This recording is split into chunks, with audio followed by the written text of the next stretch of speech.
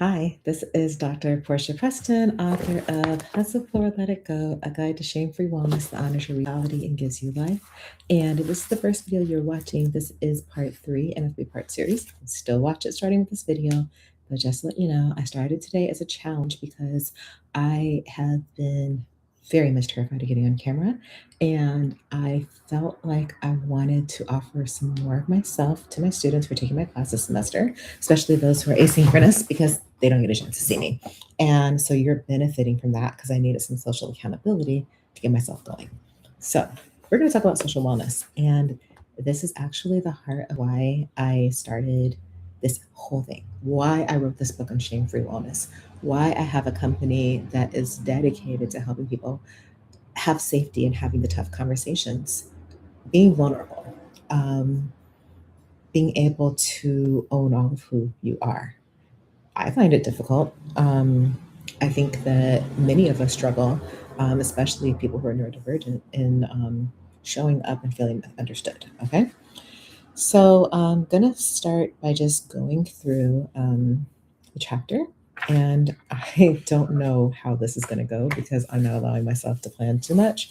I do know that I've been working through a post it note for my class, and I've got like the final three things I want to cover today. So let's see if we can do that.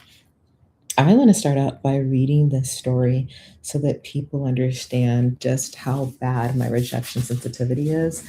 All my life, I've been someone that people think of as like, oh, you're too sensitive. And now I have boundaries like a boss, and I want you to know where they came from. Okay. All right. So this is page 137. Growing up, my sensitivity made me an easy target for bullies. To give you a sense of how easy a target I was, my first bully was a kindergartner. I was in the third grade. I was intrigued by my pint-sized preliterate prosecutor. Can't even say it, it's so funny. I was intrigued by my pint-sized preliterate persecutor who possessed a bewilderingly sophisticated insult-laden vocabulary for her age. Common sense would have told me to shrug my shoulders and walk away. Instead, I froze, fixated, as if she knew the real truth about me. She was a foreshadowing of bullies to come, all of whom circled my vulnerabilities like vultures, foraging on my fragile self esteem as if it were a delicacy. I have fun with words. And I wrote something on the side here to myself, which I think is super sweet. And I wrote that bullies are struggling to regulate their own pain. So I talk a lot about, struggling with acceptance and exhausting myself to please others and being a people pleaser. And I wrote something that I've learned through my journey of being in recovery from that. The boundaries that I've established don't shut people out, they protect my ability to connect without abandoning myself. I now prioritize being in community with people who have mutual values rooted in respect because I know I am worthy of receiving what I so generously give. So I go on to say, we deserve a community we can count on where we uplift and affirm each other, ensuring there's always someone to fix our crown when our own self perception gets distorted. We activate compassion in one another because humans are not meant to journey alone. So that's what I wanted to share with you as we get started. And I'm going to try to keep a lighthearted focus on this because there's some parts that get pretty heavy. Just so that you know now, I'm giving you a warning, okay? So the first thing that I talk about is the importance of connection. Brene Brown says in Daring Greatly, connection is why we're here. We are hardwired to connect with others. It's what gives purpose and meaning to our lives, and without it, there is suffering.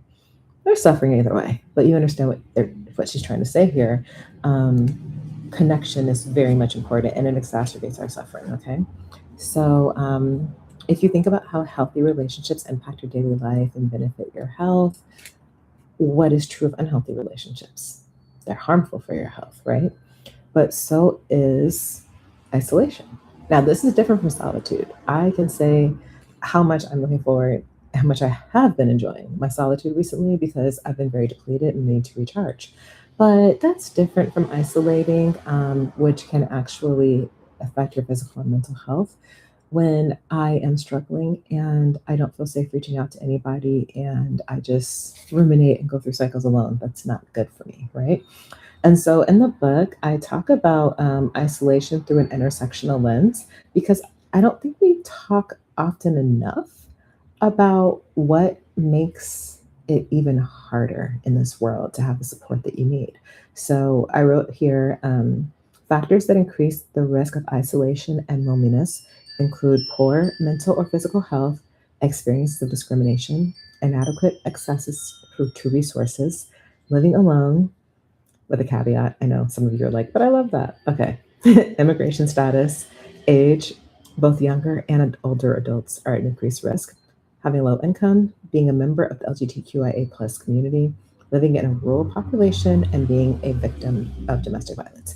Now, here is the part that I'm going to read that is not easy, but I think it's the most important part of the book. So, the iceberg of despair is how a friend of mine once described the internal struggles faced by Black women. Our closest friends may not see the depth of our struggles. We celebrate each other's wins, but when we fall, we often fall hard and alone. We admonish one another to check on our strong friends, but struggle with this when we are the ones who need to be checked on.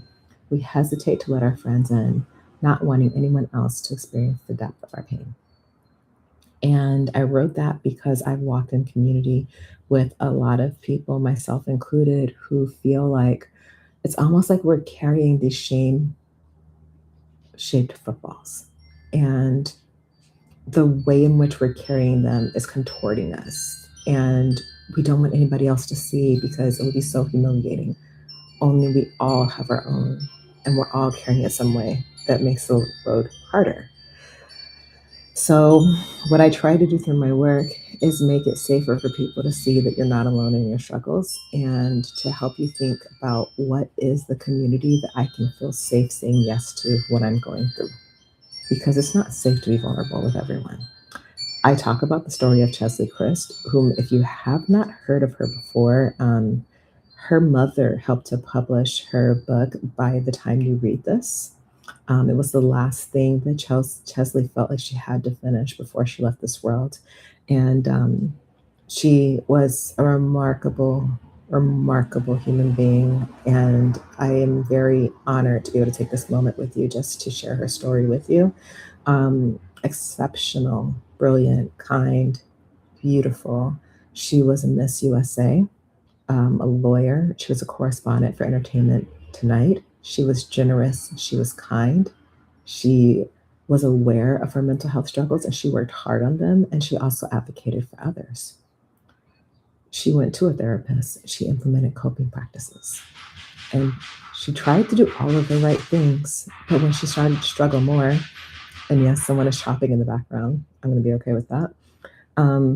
She didn't want to burden them. And she started to isolate. And even her own mother says, I didn't realize the depth of pain that she was in until the end. And, there are people around you, they know that you're suffering, but they may not know how much or what you need. And I know that I've had times where I felt like a burden, and that led to a deeper depression because I felt like, wow, if I can't fix this, then I'm not going to put anybody else through it. And what I learned from reading her story was it's so important for us to find safe ways to be here for each other when we feel unsafe reaching out to anyone. So, something that I've started to do in her honor and in honor of the close personal loved ones I've lost to suicide, I try to make it safer to have the hard conversations. And one way that I do that is acknowledging that we all have ways that we struggle, no matter how strong people think we are, no matter how strong we think we are. And that this is an opportunity for us to see that we each need each other in different ways. So that's why I care so much about this support squad part of the book. Okay. I go on to talk about making sure you understand the difference between solitude, which is healthy and restorative to you, and isolation, which makes you ruminate and perseverate on your thoughts and feel even worse and get closer and closer away. And over time, not want to be in community. And there's nothing wrong with unplugging. I'm doing it right now, definitely. But I've really tried hard to think about building a, how would I call it? It's my support spot, a small community of people that I feel like I can be very safe with when I'm struggling. So in the book, I give you a way to think through the different layers of relationships you have in your life and the different roles that they play. So I want you to think about what your needs are and how you show up for people, understanding that everyone's not supposed to play every role. So even if you have a partner who loves you very much, they cannot make you happy. You cannot make them happy. Same thing goes for our friends and our children and our parents, okay? And so I want you to take your time in this part of the book and think about the different roles that I list and ask yourself who plays those roles? How do I play those roles in their lives? And what do I need in this season? Some of us are going through friendship transitions and it feels personal and it feels terrible, but it's essential. You're evolving, you're changing, and everyone's not meant to take every single step with you. Sometimes you're not going to grow in a certain way and do the things you're supposed to if you don't release people that are not meant for this season of your life. Now, that doesn't mean let everybody go, okay? If we think of the hustle as, these relationships where there are no boundaries, no healthy boundaries, there's abusive, toxic behavior, absolutely. We've got to, protect ourselves. And sometimes that means leaving a friendship, leaving a relationship, moving out, right? Leaving a role. But there's also thinking about how do we stabilize the foundation of our friendship. So if I have someone that I have told myself, I am going to reach out to you when I'm really struggling, that needs to be somebody I feel very safe around. I need to trust the advice that they're going to give me. I need to know they're going to see me as human, and we need to have very strong communication, right? So I'm going to spend time investing in that relationship. I can't invest that deeply in every relationship. So I talk about the importance of having honest conversations and navigating conflict, but I want you to think about how sometimes people just tell you who they are and they are who they are. And if they have decided that they're going to be in your life and just take from you, you have to decide what you're going to do about that. Don't sit there and just play the victim, no matter who they are. Okay. And I know I make this sound easy. I promise you, the first time I saw Boundaries from Nedra Glover Tawwab, I bought the book and then I opened it and I was like, oh, look, that's hard. And I closed it and I did not read it for a long time. And when I finally did, it's like, oh, I don't want to do this because boundaries are hard work. But then I realized my biggest boundary was against myself. I was putting everybody else's needs ahead of mine because I didn't want to go through the pain of, oh, what if they don't like me? And, if I have to contort myself to please you, you probably don't like me that much anyway. And I needed to work harder on earning, I don't want to say earning, allowing myself to be my own source of love and validation and respect. And to understand that other people can add to that, but they can't replace it. If you don't love yourself, nobody else can, right? So those are the things that I talked about in this chapter. And when you think about your support squad, make sure that you're pouring into that foundation and you're strengthening it. And you're kind of rehearsing, like I talk on page 153, what I've learned from these previous struggles. Look at your patterns, right? Who do you tend to get triggered around? What are signs of distress? Who do you feel safe turning to for help? I learned from my seasons of depression, I need to be able to let people in. I had no idea how much isolation I was capable of until I was there. And I just thought, oh, I'm going to be too much of a burden. And so I now know that I have friends who've been on similar journeys. So we know that we take turns. And so that burden myth is canceled out, right? That doesn't mean that we become each other's therapists. Like, I definitely want you to think about having healthy boundaries, right? And what feels like good support, both for you to give and for you to receive. If you don't have capacity, it's not healthy for you to take this on. And that might make someone else upset, but you cannot save anyone, okay? So I talked about giving ourselves permission to ask each other hard questions, what signs to look out for. Some people I know they'll just start cracking jokes. Other people will go silent. Some people will try to numb and escape. And we talk about, well, what kind of help do you want in that situation? And what am I prepared to provide, right? And I want to share something with you as I wrap this up. Those of us who have walked in seasons of loss, pain, and grief know that there's no right thing to say.